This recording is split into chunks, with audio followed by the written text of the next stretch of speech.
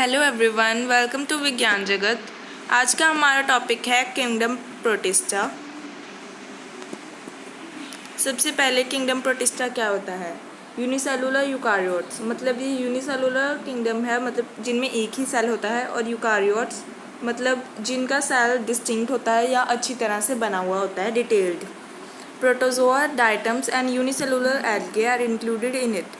इसमें protozoa, diatoms और unicellular algae आते हैं। Membrane bound organelles such as mitochondria, nucleus, chloroplast, Golgi bodies and endoplasmic reticulum are present इस kingdom में। क्योंकि इनका सेल जो होता है यूकारियोटिक होता है, तो इनमें सारे ऑर्गेनल्स मेम्ब्रेन बाउंड होते हैं, जैसे कि mitochondria, nucleus, chloroplast, Golgi bodies और endoplasmic reticulum. Mitochondria respiratory organelles, जो माइटोकॉन्ड्रिया होते हैं वो रेस्पिरेटरी ऑर्गेनल्स होते हैं, ईदर फोटोसिंथेटिक, पैरासाइटिक और saprophytic.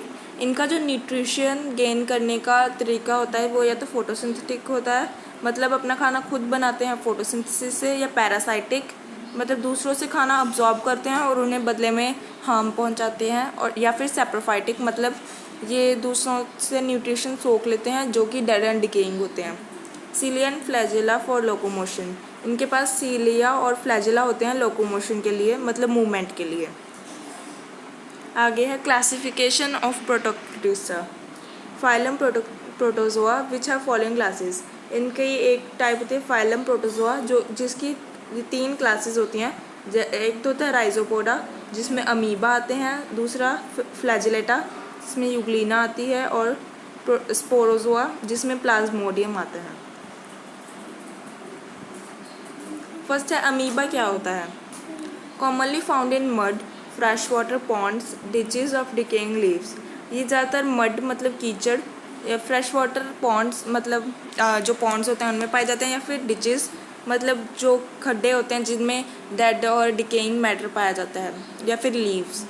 Blunt pseudopodia for locomotion, इसमें एक सूडोपोडिया होता है लोकोमोशन के लिए। कैप्चर्स फूड बाय सूडोपोडिया, जो इस सूडोपोडिया से ये फूड को कैप्चर करते हैं।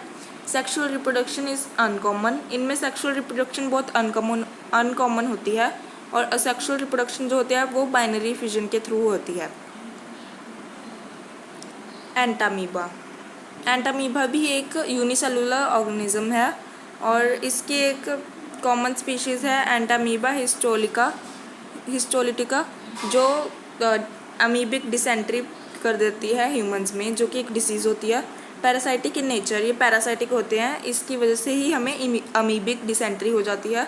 Symptoms are abnormal pain, presence of blood and mucus in stool. इसके सिम्टम्स होते हैं कि हमें अबनॉर्मल पेन होती है, या फिर ब्लड या फिर म्यूकस आता है स्टूल में। Plasmodium, both asexual and sexual phases, ये सेक्सुअली भी रिप्रोड्यूस करता है और असेक्सुअली भी। Sexual phase in female Anopheles mosquito, जो फीमेल एनोफिलिस मॉस्किटो होती है जिससे हमें मलेरिया होता है, उसमें सेक्सुअल फेज देखने को मिलता है। और जो मेल एनोफिलिस होता है वो मलेरिया नहीं कर सकता, क्योंकि वो प्लांट जूसेस पर ही फीड करता है और ह्यूमंस पर नहीं। Euglena, found in stagnant water such as pools, ponds and ditches. ये स्टैगनेंट वाटर मतलब खड़े पानी में पाए जाते हैं, जो कि पूल्स, पॉन्ड्स या डिचेस में होता है। इसके पार्ट्स हैं पेलिकल, जो कि इलास्टिक बॉडी कवरिंग होती है प्रोटीन से बनी हुई।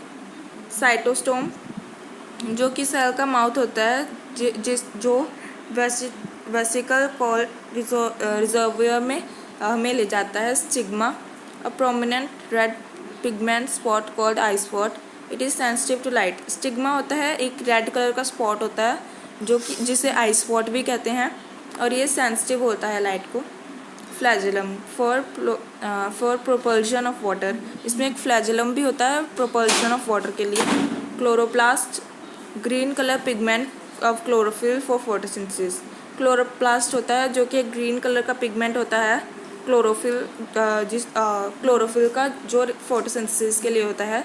और रिप्रोडक्शन जो होती है वो बाइनरी फिजन के थ्रू होती है। एल्गे जो होती है वो यूनिसेलुलर भी हो सकती है, जैसे कि क्लैमिडोमोनास, और मल्टीसेलुलर जैसे कि spirogyra. Can prepare their own food by photosynthesis. Algae में क्लोरोफिल प्रेजेंट होता है तो ये अपना खाना खुद बना सकते हैं। Some algae have other pigments except green. कुछ एल्गी में ग्रीन पिगमेंट के अलावा भी कोई और पिगमेंट होता है, जैसे कि ब्लू पिगमेंट होता है जो कि फाइकोसियन होता है, और ब्राउन पिगमेंट जो कि फिकोजैंथिन, और रेड पिगमेंट जैसे कि फाइकोथिन।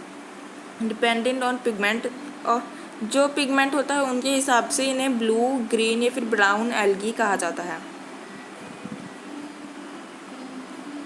Have definite cell wall, cell membrane, nucleus, cytoplasm and chloroplast. इनमें definite cell wall, cell membrane, nucleus, cytoplasm और क्लोरोप्लास्ट होता है, इसलिए ये यूकारियोटिक में आते हैं। Chloroplast is cup shaped in Chlamydomonas. जो क्लैमिडोमोनस होता है उसमें क्लोरोप्लास्ट कप शेप्ड का होता है, और स्पाइरोगैरा में जो क्लोरोप्लास्ट होता है वो रिबन शेप का होता है। Uses of algae. एल्गे जो होता है वो फूड होता है फिशेस के लिए, और इससे हमें विटामिन ए और ई भी मिलते हैं। अगर आपको ये याद नहीं होते कि इसमें से कौन से विटामिन मिलते हैं, तो आप ये भी याद रखे हैं कि एल्गे का ए जो फर्स्ट लेटर है उससे हमें विटामिन ए मिलता है, और जो लास्ट लेटर है उससे हमें याद रख सकते हैं कि विटामिन ई मिलता है। Marine algae are rich iodine, potassium and other minerals. जो मैराइन एल्गे मतलब पानी वाले एल्गे होते हैं, ताज़े पानी के एल्गे, उनमें आयोडीन, पोटेशियम और कुछ और भी मिनरल्स पाए जाते हैं।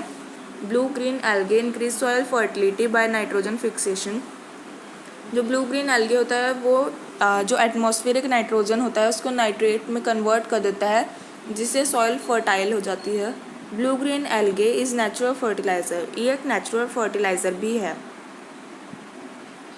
Thanks for watching.